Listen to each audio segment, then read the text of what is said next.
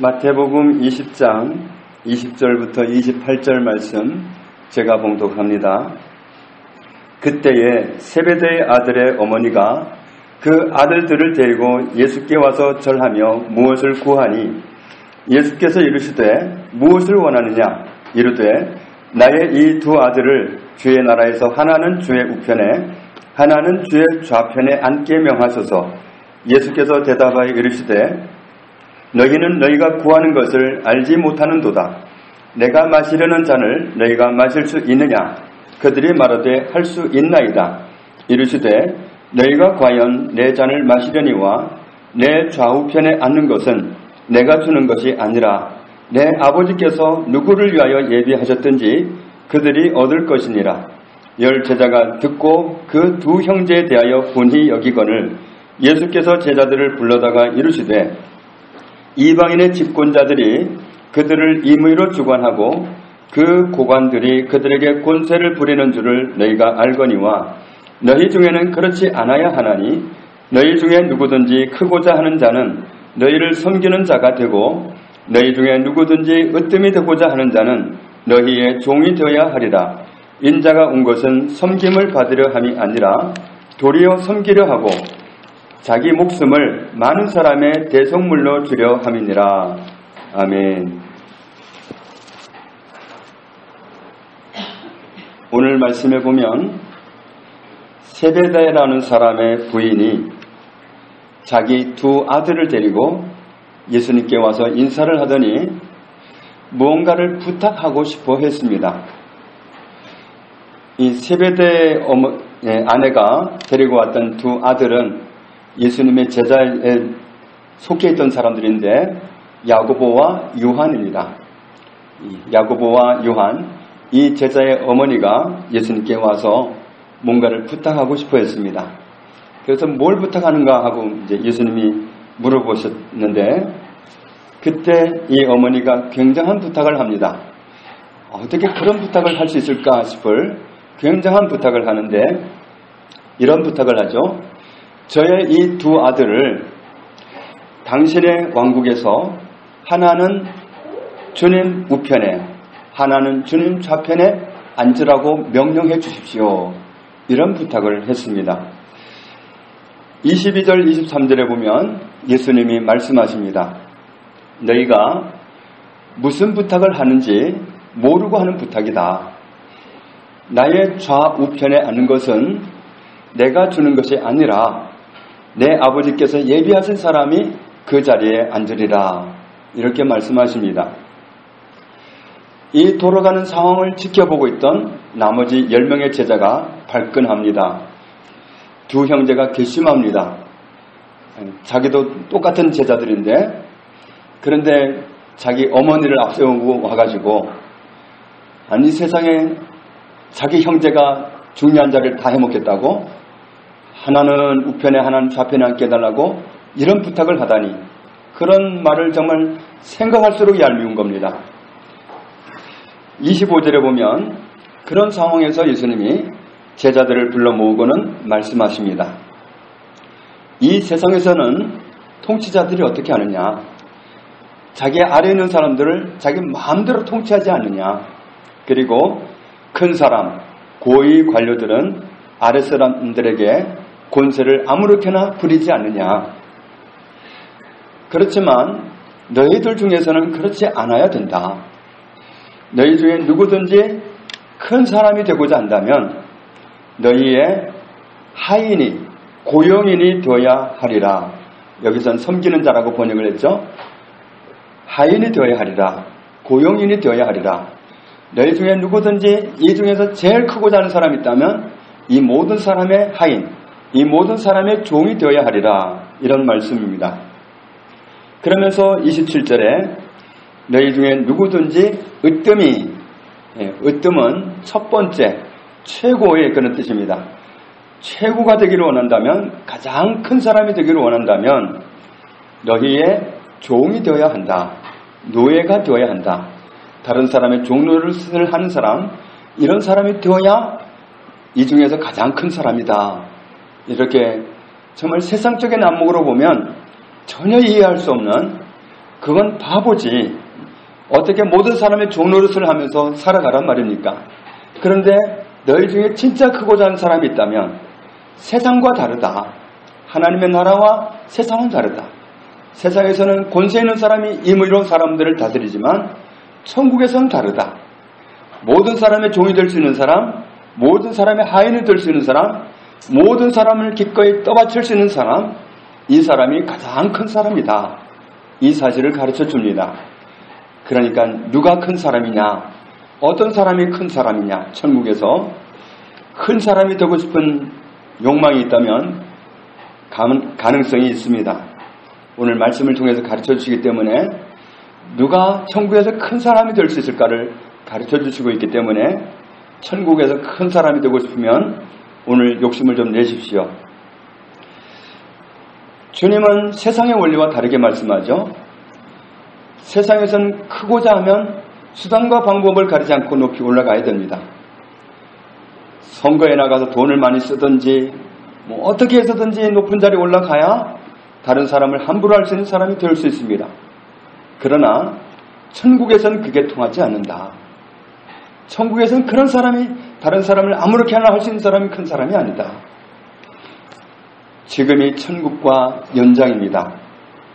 지금 우리는 천국의 임금이신 하나님을 모시고 살기 때문에 지금 우리의 삶도 천국입니다. 이 천국에서는 그렇게 살아가지고는 첫째가 될 수 없다. 큰 사람이 될 수 없다. 으뜸이 될 수 없다. 천국에서 큰 사람은 다른 모든 사람을 섬길 수 있는 사람이 되어야 한다. 그래야 그 사람이 천국에서는 큰 사람이다. 이 사실을 말씀해 줍니다. 그렇다면 왜 그럴까? 왜 천국에서는 그렇게 완전히 뒤바뀌었을까? 모든 사람을 섬길 수 있는 사람이 제일 큰 사람이라니. 도대체 천국은 왜 그런 법이 적용되는 걸까? 그리고 오늘 말씀을 통해서 이 비밀을 알아가기 원합니다. 창세기 1장 27절에 하나님이 자기 형상 곧 하나님의 형상대로 사람을 창조하시되 남자와 여자를 창조하시고, 남자도 여자도 하나님이 만드셨습니다. 남자도 하나님의 형상, 여자도 하나님의 형상, 다 하나님의 형상을 닮았습니다. 하나님이 우리를 하나님의 형상대로 만드셨다는 건 의도가 있다는 얘기겠죠. 목적이 있다는 얘기입니다.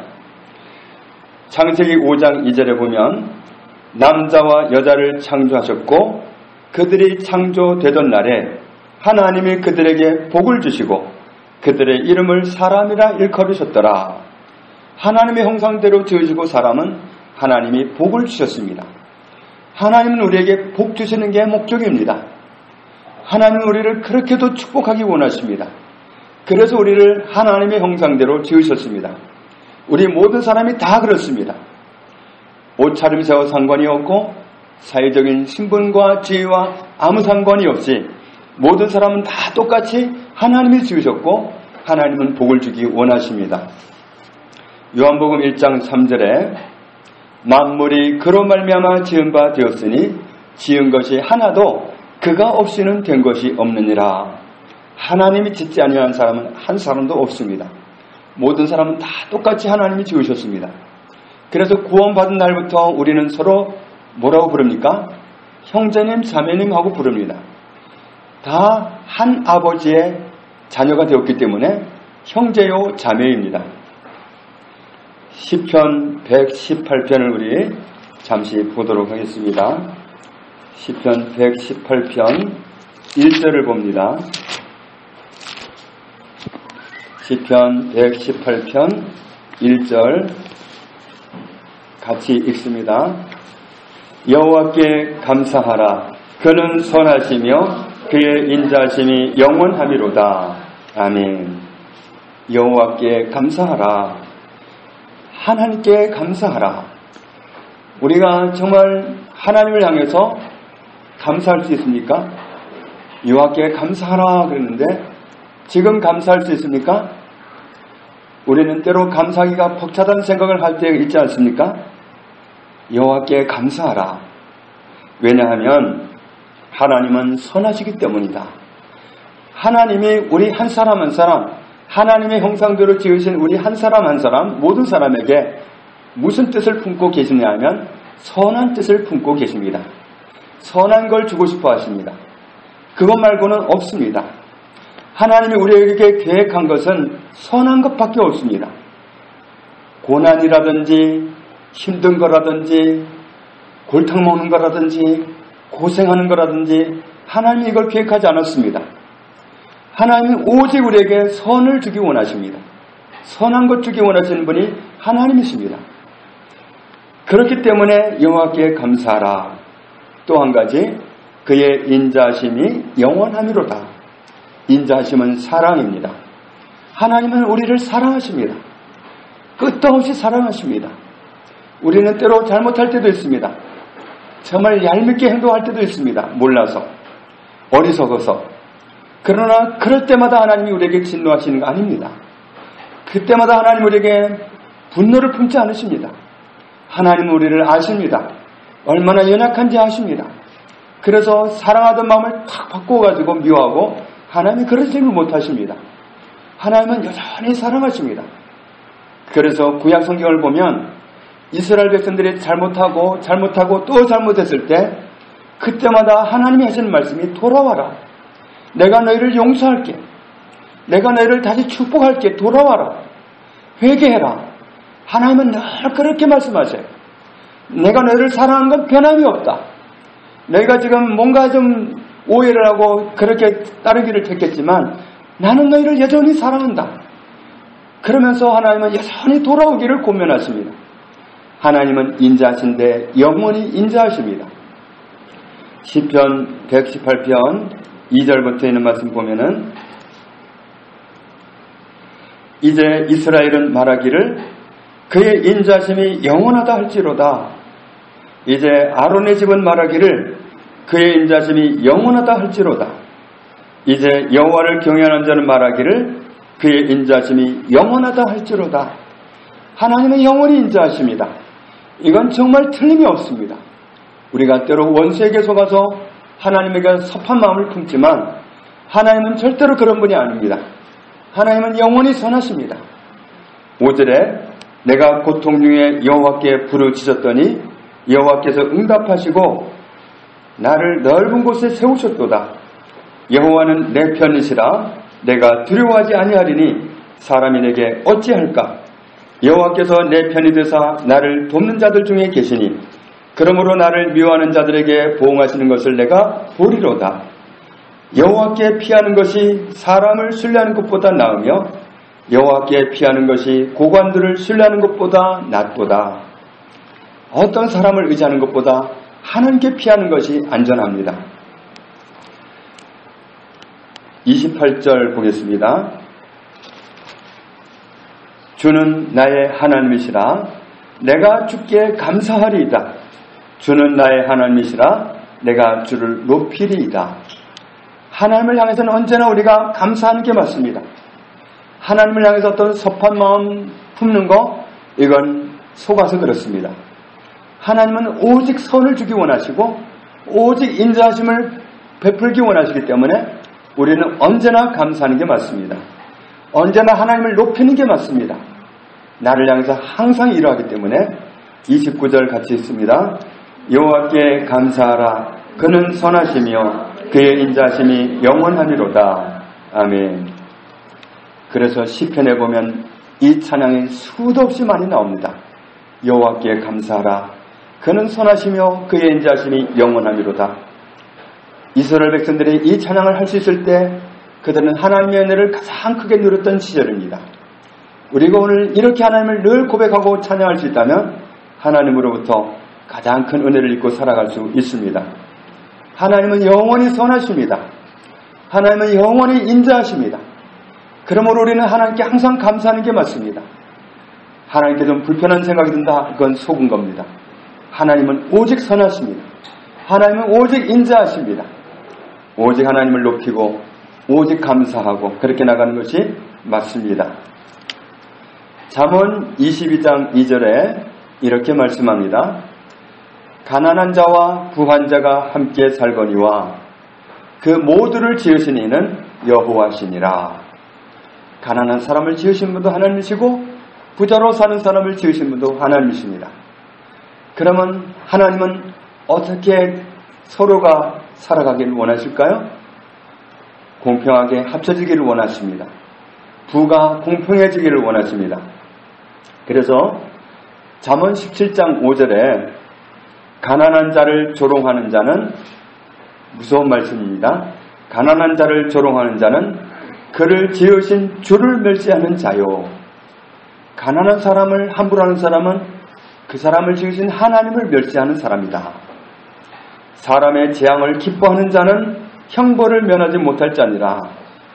어떤 사람이 좀 못되게 살다가 넘어지면 되게 고소해 하잖아요. 잘됐다, 너도 당해봐라 이러잖아요. 그건 위험하다는 겁니다. 그런 발상은 하나님이 원하지 않는 생각이라는 거예요. 그런 사람은 형벌을 면하지 못하리라. 다른 사람이 넘어지는 것 보고 좋아한다면 형벌을 면하지 못하리라. 어떤 사람이 어쨌든 잘못될 때 아파할 수 있어야 그게 그를 지으신 하나님을 아는 마음입니다. 그도 하나님이 지으신 바요, 그도 하나님이 사랑하시고 그도 하나님이 선을 주기 원하시는 하나님의 소중한 자녀이기 때문에 우리가 어떤 사람을 어떻게 생각하는 거 주의해야 됩니다.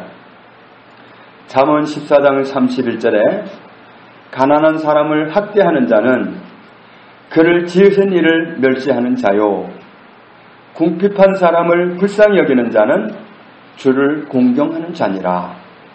형편이 좀 어려운 사람을 긍휼히 여길 수 있는 사람은 하나님을 경외하는 것이다. 하나님을 기쁘시게 하는 거다. 잠언 19장 17절에 가난한 자를 불쌍히 여기는 것은 여호와께 구워드리는 것이니 그의 선행을 그에게 갚아주시리라.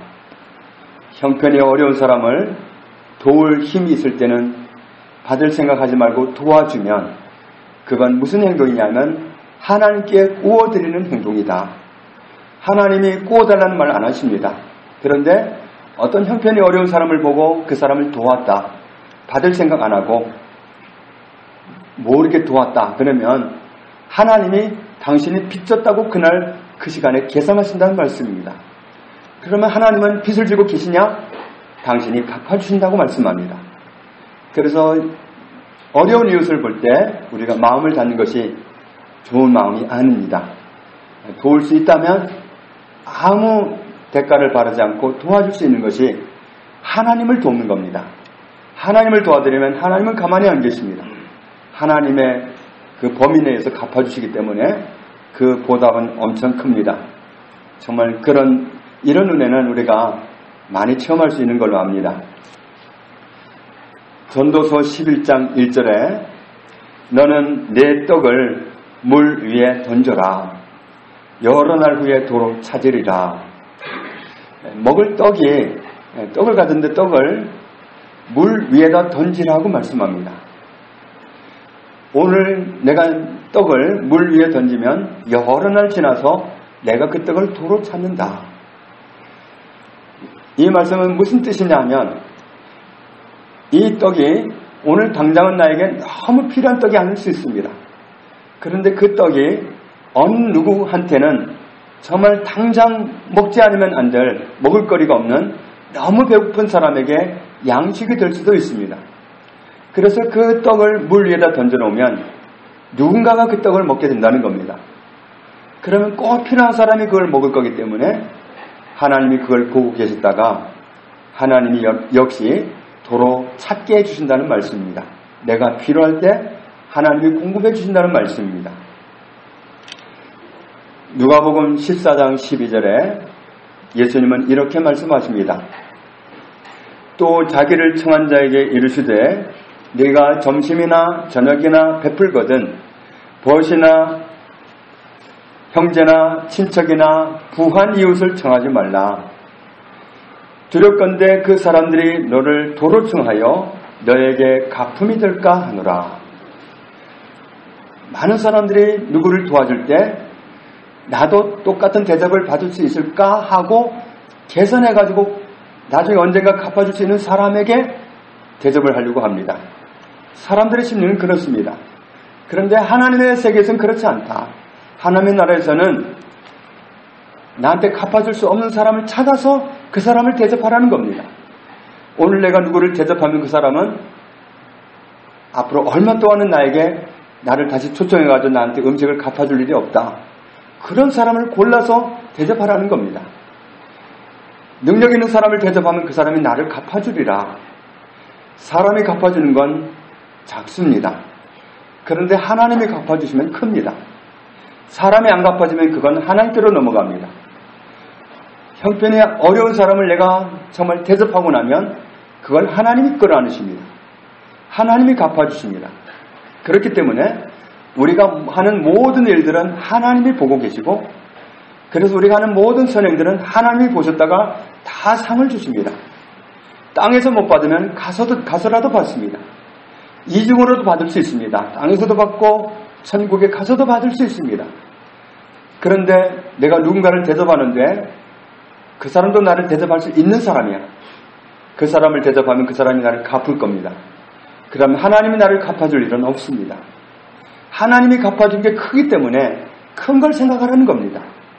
이게 하나님의 세계와 이 세상에서의 보는 관점이 완전히 다릅니다. 그렇기 때문에 우리가 정말 우리는 하나님의 나라에 속한 사람으로서 어떻게 살아가야 할지를 깊이 생각하고 행동해야 될 것을 알게 해줍니다. 디모데전서 2장 4절에 하나님은 모든 사람이 구원을 받으며 진리를 아는 데에 이르기를 원하시느니라. 하나님은 모든 사람에게 똑같은 마음을 갖고 계십니다. 선을 주기를 원하시고 인자를 베풀기 원하시고 구원받기를 원하십니다. 하나님은 모든 사람을 향해서 똑같은 소원을 품고 계시다. 베드로후서 3장 9절에도 오직 주께서는 너희를 대하여 오래 참으사 아무도 멸망하지 아니하고 다 회개하기에 이르기를 원하시느니라. 하나님은 모든 사람이 다 구원받기를 원하십니다. 구원받으려면 예수님 믿어야 됩니다. 다 예수님 만나서 구원받기를 원하시는 분이 하나님이십니다. 빌립보서 2장 3절에 아무 일에든지 다툼이나 허용으로 하지 말고 오직 겸손한 마음으로 각각 자기보다 남을 낮게 여기고 다른 모든 사람을 나보다 나은 사람으로 여기라. 이것이 주님이 우리에게 당부하신 말씀입니다.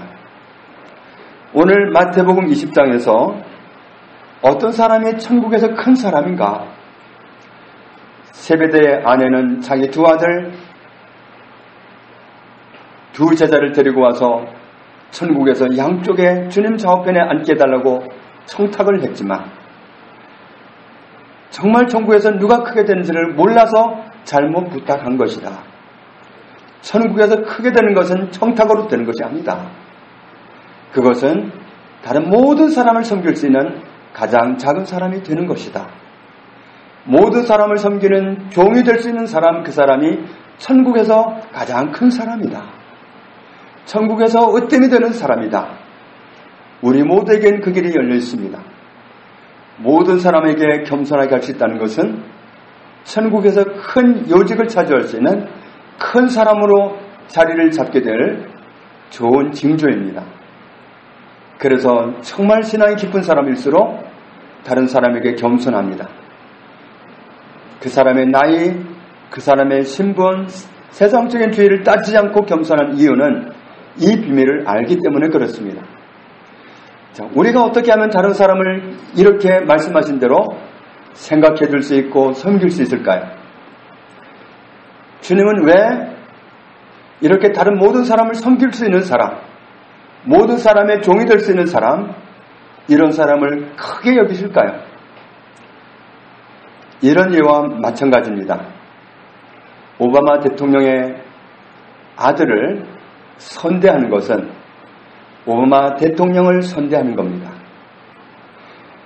내 이웃 누군가를 선대하는 것은 그를 지으신 하나님을 선대하는 것입니다. 내 이웃 누군가에게 함부로 하는 것은 그를 지으신 하나님께 함부로 하는 겁니다. 내가 어떤 사람에게 하는 그 행동은 하나님께 어떻게 하는 것입니다. 그래서 마태복음 25장에 주님이 마지막에 이런 일이 있으리라고 하시지 않았습니까? 네가 내가 너무 배고플 때 먹을 걸 갖다 주었다. 그 사람이 깜짝 놀래가지고 저는 예수님을 본 적도 없는데요. 제가 언제요? 네가 여기 지극히 작은 사람 한 사람에게 했던 것이 바로 나에게 했던 것이다. 마지막에 가서 주님이 반드시 그렇게 말씀하신다는 사실을 우리에게 알게 해주셨습니다. 주님은 모든 사람을 지으신 분입니다. 그렇기 때문에 다른 모든 사람을 내가 어떻게 대우하는 것은 그들을 지으신 하나님을 어떻게 대우하느냐 그것과 마찬가지입니다. 그래서 내가 다른 사람 모든 사람을 섬길 수 있다는 것은 하나님을 섬기는 것과 똑같습니다. 그러니까 어떤 사람에게 전대한다는 것은 그를 지으신 하나님을 생각함으로 그렇게 하는 겁니다. 그를 창조하신 하나님을 생각함으로 그렇게 하는 겁니다. 그를 구원하기 위해서 십자가에 달리신 주님을 생각함으로 그렇게 하는 겁니다. 그를 구원하기 위해서 아들도 아끼지 않으니 하셨던 하나님을 생각함으로 그렇게 하는 것입니다. 그를 지으신 하나님, 그를 축복하고 싶고 그를 선대하고 싶고 그에게 영원히 인자하신 하나님, 그 하나님을 알기 때문에 하나님을 생각함으로써 그를 섬길 수 있습니다. 하나님을 생각함으로써 그의 종이 될 수 있습니다. 하나님을 생각함으로써 어떤 사람에게도 낮아질 수가 있습니다. 그 방법 아니고는 이 깊은 진리를 알지 않고는 다른 사람보다 낮아지고 다른 사람을 나보다 낮게 여기고 다른 사람을 섬기는 입장이 되고 이런 자리를 선다는 것은 어렵습니다. 그건 정말 어려운 일입니다. 그러나 그를 지으신 하나님을 생각한다면 가능한 일입니다. 그를 구원하기 위해서 독생 아들을 아끼지 않고 내어주신 하나님을 생각한다면 그건 가능한 일입니다. 오늘 마태복음 20장 28절에 이렇게 말씀합니다. 우리 같이 읽겠습니다. 마태복음 20장 28절입니다. 인자가 온 것은 섬김을 받으려 함이 아니라 도리어 섬기려 하고 자기 목숨을 많은 사람의 대속물로 주려 함이니라. 아멘. 주님이야말로 주인이십니다. 마음대로 임의로 하실 수 있는 진짜 주인이십니다. 그러나 주님은 섬김을 받으려고 오신 게 아니다. 도리어 섬기려고 왔다. 제자들의 발을 씻겨주기까지 하셨습니다. 제자들의 발을 씻기는 그 행동은 제자들의 모든 허물과 죄를 담당하는 것을 뜻합니다. 사람들의 모든 굳은 것, 허물, 죄, 이것을 책망하는 것이 아니라 그걸 본인이 담당하시고 그들을 위해 대신 죽는 자리에 서신 분은 바로 우리 모든 사람을 섬기신 모습입니다. 자기 목숨을 많은 사람의 대속물로 주려 함이니라. 우리 모든 사람을 위해서 당신의 목숨을 내놓으셨습니다. 우리가 이 말씀을 가지고 이제부터 모든 사람을 바라볼 수 있기 원합니다. 그래서 저와 여러분이 다른 모든 사람을 그를 지으신 주님을 바라봄으로, 그를 지으신 하나님을 바라봄으로 우리가 처할 위치를 정하고 더 낮게 여기고 섬길 수 있고 존경할 수 있고 종이 될 수 있고 이런 모습을 취함으로 인해서 천국에서 큰 사람, 하나님 나라에서 큰 사람, 그 사람이 되는 그 은혜를 누리게 되기를 주님의 이름으로 축복합니다. 하나님 아버지 감사합니다. 주님은 우리를 사랑하사 우리를 섬기기 위해서 오셨습니다. 우리의 구원을 위해서 목숨을 내놓기까지 하셨습니다. 우리가 그 사랑이 아니라면 어떻게 살았고 어떻게 구원받을 수 있었겠는지요. 그런 길은 없었습니다. 오직 예수님 때문에 우리가 구원받았습니다. 예수님이 우리에게 나에게 어떻게 하신 것을 잊지 않기 원합니다.